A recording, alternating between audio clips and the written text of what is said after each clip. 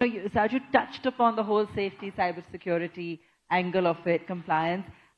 I would love to hear from both of you as well in terms of how that can be addressed when it comes to implementing and rolling out AI initiatives, and how big a concern that is.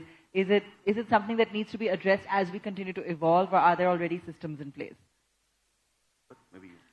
So, see, this is a very interesting topic. Again, I'll go back maybe 5 years prior to this. Most of the summit and events used to happen on cloud, right?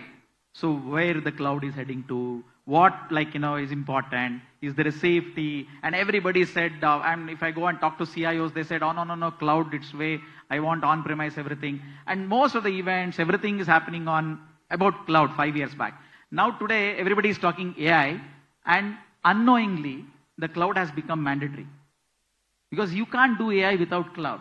Now, when the organization or the technology is moving in that direction, if you still have the fear that, is it safe, then you're not there.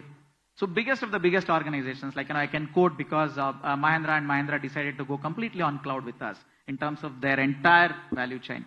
So this shows the confidence that there is enough in terms of security, taken care in terms of how it can be managed, because you have to improve. You have to improve. If you want to take advantage of AI, you have to be on cloud. If you have to be on cloud, you need to be really worried about your data, your IP. You're not playing around with I don't want to name, but there are certain AI tools where you say that I want to prepare my presentation, you put something and it will give you a nice content. But it's all general public information. And organizations can't play with that. They can't say that, okay, XYZ public information, can you help me how do I build a car? No, it's your own IP is going to tell you how to build a new variant, right? So that means security is important, but at least I'm confident that there are enough measures taken. And we have been seeing a lot from not only private players, but some of the government organizations across the globe saying that, yes, we have to take extra measure, we have to take extra precaution, but let's jump onto that. The moment when you're in cloud, then automatically is taken care of. Like any other, like the way AI is developing, equally, cyber fraudsters also developing ways in which they will go about attacking. If you really look at two kinds of frauds which are actually happening, is one, of course, they are leveraging AI for creating more force to penetrate and create a cyber fraud.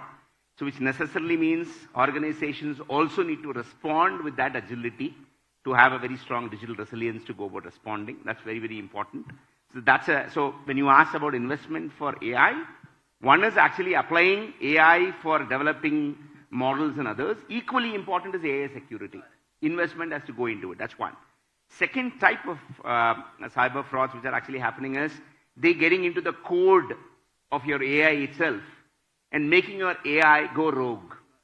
To ensure that, because many of the decisions today are actually taken based on AI. So if I influence the logic or if I change certain things, so the decisions can actually end up creating a loss. So which necessarily means, of course, while definitely there's a lot of confidence and security, but equally important is they're also developing, so we need to bring in a very strong defense, digital defense, to make this actually happen.